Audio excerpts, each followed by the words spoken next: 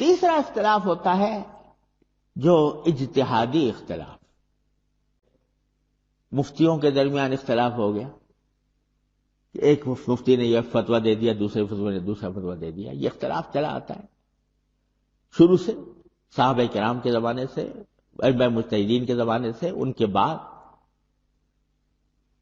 اختلاف میں کوئی مذائقہ نہیں، لیکن اس اختلاف کو آپس میں منافرتوں کا ذریعہ بنا لینا، نزاعات کا ذریعہ بنا لینا، فرقہ بندیوں کا، گروہ بندیوں کا ذریعہ بنا لینا، یہ ہے جو فساد پیدا کرتا ہے. اختلاف تو آپ جانتے ہیں، امام ابو یوسف اور امام محمد امام ابو حنیفہ کے شاگرد تھے، کیا تھے؟ شاگرد تھے، مگر کتنے مسئلوں میں اختلاف کیا اپنے استاد. میرے والد ماجد رحمۃ اللہ علیہ حکیم الامت مولانا تھانوی رحمۃ اللہ علیہ کے عاشق زار تھے، حضرت کے خلیفہ بھی تھے اور عاشق زار تھے. حضرت حکیم الامت کا نام آتا ہے تو آنکھوں میں آنسو آ جاتے تھے. اور جب خانہ بھون جایا کرتے کہ مکان کے اوپر ایک بالا خانہ تھا، وہاں پر رمضان گزارا کرتے تھے.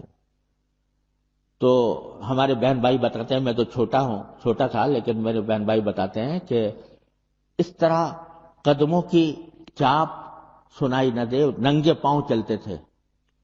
اور کوئی بولتا تھا تو کہتے تھے کہ آہستہ بولو، حضرت کو کہ کسی کام میں خلل واقع نہ ہو. اتنا ادب، اتنی تکریم، اتنی تعظیم، اتنی محبت، اتنا عشق.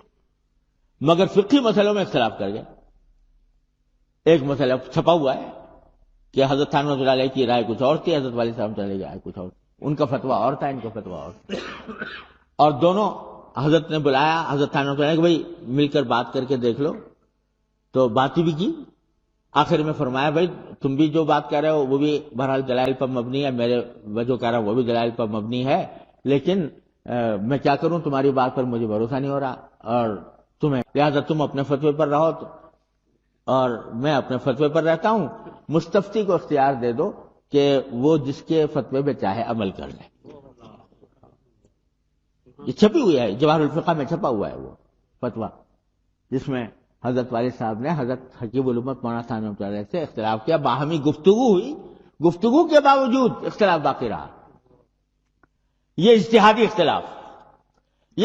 اختلاف جو ہے یہ رہتا ہے. اس کے باوجود نہ وہ آپس میں کوئی محبت میں کمی آئی، نہ تعظیم و تکریم میں کمی آئی، نہ کسی آپس کے معاملات کے اوپر کوئی اثر پڑا، بلکہ وہ اسی طرح چل رہے ہیں.